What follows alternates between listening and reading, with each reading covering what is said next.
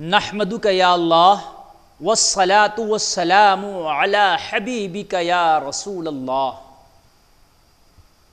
اما بعد اعوذ باللہ من الشیطان الرجیم فانکحوا ما طاب لکم من النساء مثنی وثلاث ورباع۔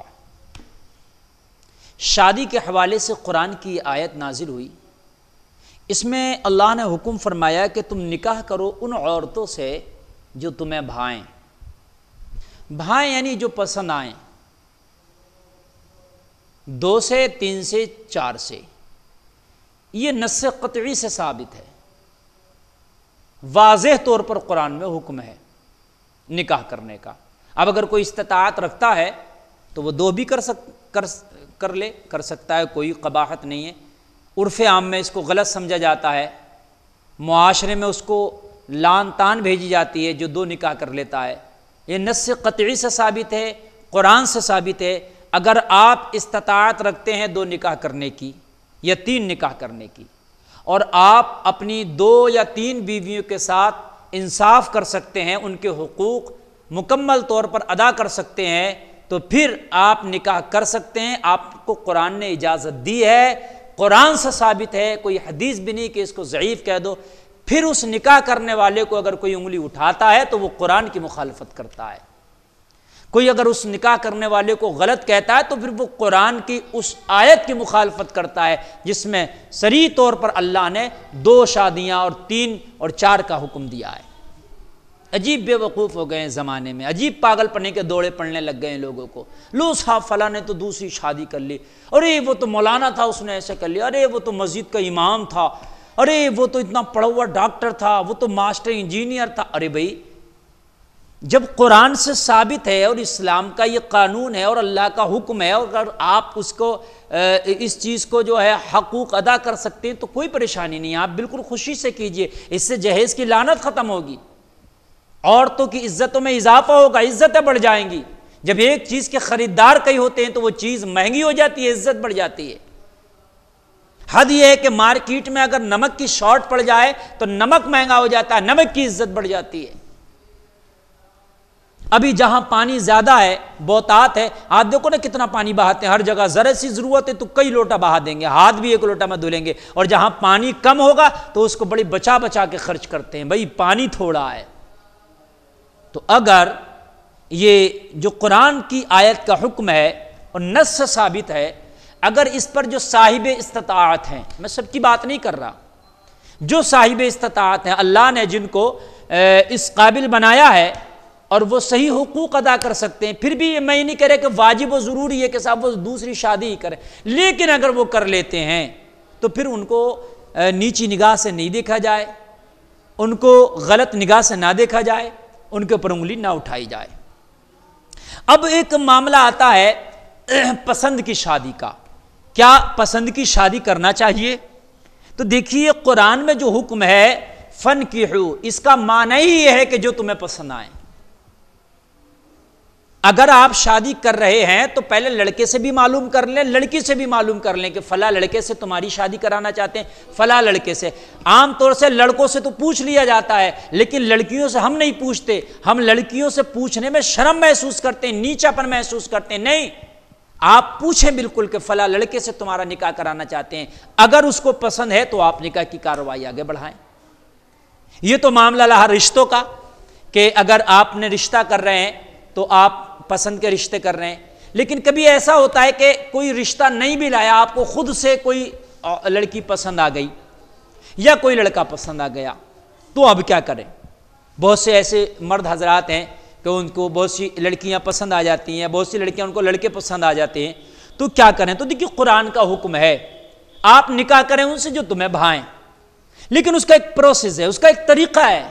اس کا طریقہ یہ نہیں ہے کہ جو تمہیں بھا گیا، جو تمہیں لڑکی پسند آ گئی، آپ اس سے فون پہ بات کرنے لگ جاؤ، اس کو میسیجز کرنے لگ جاؤ، SMS کرنے لگ جاؤ۔ یہ طریقہ ہرگز نہیں ہے، قطعاً نہیں ہے یہ طریقہ، یہ اسلام کے خلاف ہے۔ اس سے چھپ کے ملنے لگ جاؤ، ملاقاتوں کا سلسلہ شروع کر دو، پیغام بھیجنا، اس کو جو ہے آپ پہلے سے گفٹ تحائف بھیجنا شروع کر دو، یہ طریقہ نہیں ہے۔ اس میں اس لڑکی کی بھی بے عزتی ہے، لڑکے کی بھی بے عزتی ہے۔ اگر آپ کو کوئی لڑکی یا کوئی لڑکا پسند ہے تو قرآن نے تو حکم دیا ہے کہ بھئی جو تمہیں بھائیوں سے نکاح کرو، یہ قرآن کا فیصلہ ہے، لیکن طریقہ غلط ہے آج ہمارے معاشرے میں۔ بھئی کوئی پسند آیا تو اس کا پیچھا کرنا لگ گئے، اس سے فون پہ بات کرنا شروع ہو گئی، اس کا نمبر لے لیا، میسیجز کرنے لگ گئے، اس کی بے عزتی کرنے لگ گئے، ملاقاتیں شروع ہو گئیں، ٹائم دینا شروع کر دیا، ڈیٹ پہ لے جانا شروع کر دیا، دوستی شروع کر دی، فرینڈ شپ شروع کر دی۔ کیا تمہیں جو تمہیں پسند آ گیا اس سے فرینڈ شپ کرو گے آپ؟ نہیں، یہ حرام ہے۔ ڈیٹ پہ لے جاؤ گے، حرام ہے۔ ملاقاتیں شروع کرو گے، حرام ہے۔ فون پہ بات کرو گے، نہیں جائز ہے۔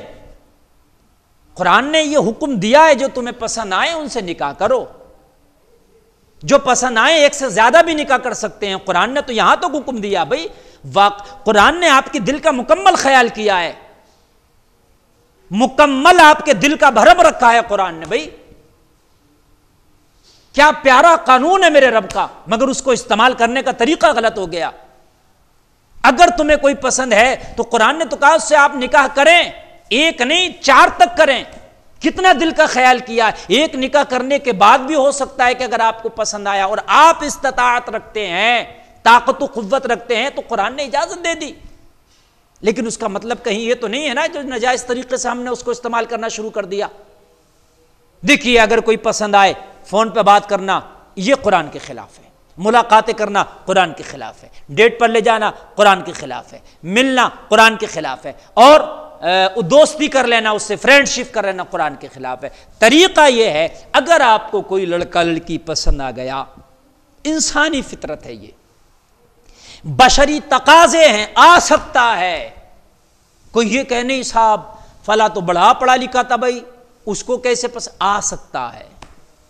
تو پھر عزت کے ساتھ گھر کے بڑوں کو بتائیں، ہمیں فلاں لڑکی یا فلاں لڑکا یا فلاں گھرانہ پسند ہے، ہمارا نکاح کا پیغام بھیجا جائے۔ جائز طریقے سے گھر کے دوسرے لوگوں کے ذریعے سے، بڑوں کے ذریعے سے نکاح کا پیغام بھجوایا جائے۔ پھر وہ ان کے اوپر ہے، اگر وہ اس کو قبول کر لیں لڑکے یا لڑکی والے تو اس کو قبول کر لیں تو بھئی نکاح کیا جائے، اور اگر کسی وجہ سے وہ قبول نہیں کرتے ہیں تو پھر بھی آپ کے لیے یہ ہے کہ دوسرے سے کوشش کرا لی جائے، جہاں تک ہو سکے کسی اور کو بیچ میں ڈال کے کوشش کر کے بھی اگر یہ کوشش جو ہے کامیاب نہ ہو سکے تو پھر اس کا راستہ قطعی طور پر یہ نہیں ہے کہ اب گھر والے نہیں ماننے، اب بھاگ کے شادی کریں گے۔ یہ بے حیائی کا پہلو ہے، نسلیں تباہ و برباد ہوں گی۔ بھاگ کے شادیاں کرو گے، تمہاری اولادیں بھاگتی رہیں گی، نسلیں بھاگتی رہیں گی۔ پھر کورٹ میرج کریں گے، پھر ہم جو ہے دکھا کر شادی کریں گے، اچھا شادی نہیں ہوئی، گھر والوں نے نہیں مانا تو دوستی کر لیں گے، ملتے رہیں گے ہم۔ حرام ہے یہ۔ ارے بھئی شادی نہیں کی، گھر والوں نے تمہارے پیغام کو قبول نہیں کیا، ضروری تو نہیں ہے نا کہ آپ کوئی بھی عرضی کہیں ڈالیں تو ہر جگہ منظور ہو جائے۔ ہر جگہ کی عرضی منظور نہیں ہوتی، نصیب میں منظور ہو جائے گی، کوشش کرنا آپ کا کام ہے، مزید کوشش کر لیں، مزید کوشش کر لیں۔